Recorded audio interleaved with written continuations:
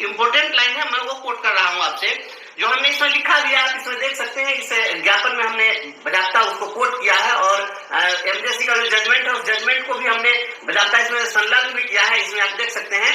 और इसमें हमने स्पष्ट लिखा है कि हाईकोर्ट ने कहा है कि the court would only observe that though the officer had asked for 4 months time but the court has granted 5.5 months, the authorities shall not give the court any opportunity to consider any allegation with regard to non-compliance once again।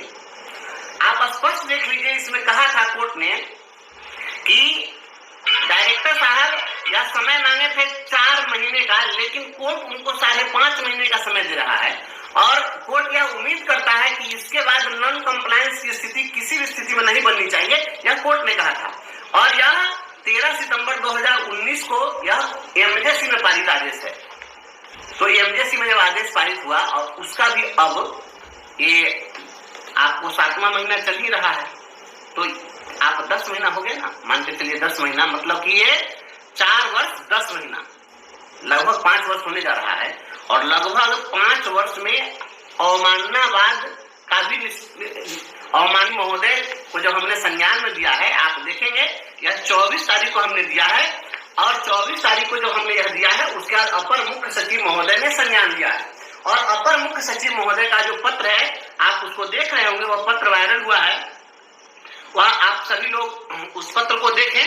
आपको पत्र आप पढ़े भी होंगे, फिर से एक बार देखिए। उस पत्र में अपर मुख्य सचिव महोदय ने सारे निदेशक को पत्र लिखा है, शिक्षा विभाग के अंतर्गत सभी निदेशक को पत्र में लिखा है और उसमें विषय लिखा है माननीय उच्च न्यायालय पटना में लंबित वादों के निष्पादन करने के संबंध में। और उन्होंने लिखा है कि अध्यक्षात्री द्वारा माननीय उच्च न्यायालय पटना में विभाग के विरुद्ध लंबित न्यायालयीय वाद की समीक्षा के क्रम में पाया गया है कि माननीय न्यायालय द्वारा पारित आदेश के अनुपालन की कार्रवाई, अपील दायर करने की कार्रवाई अब तक नहीं की जाती, तब तक नहीं की जाती जब तक माननीय न्यायालय में वरीय पदाधिकारीगण की सदैव उपस्थिति की स्थिति उत्पन्न नहीं हो जाती अथवा माननीय न्यायालय द्वारा पारित आदेश के विरुद्ध अवमाननावाद दायर नहीं कर दिया जाता है।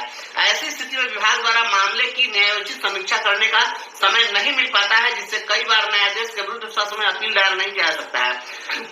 यह अत्यंत अवांछनीय स्थिति है। यह स्पष्ट किया जाता है कि ऐसी स्थिति में संबंधित सहायक प्रशाखा पदाधिकारी या प्रशाखा पदाधिकारी की याचिकाकर्ता के साथ मिलीभगत मानते हुए जिम्मेवार सहायक प्रशाखा पदाधिकारी या अन्य दोषी कर्मी को सीधे निलंबित करते हुए विभागीय कार्रवाई प्रारंभ की जाएगी। विभाग के विरुद्ध दायर वादों के अवलोकन अनुश्रवण हेतु सितंबर 2022 से court case monitoring system portal क्रियाशील है।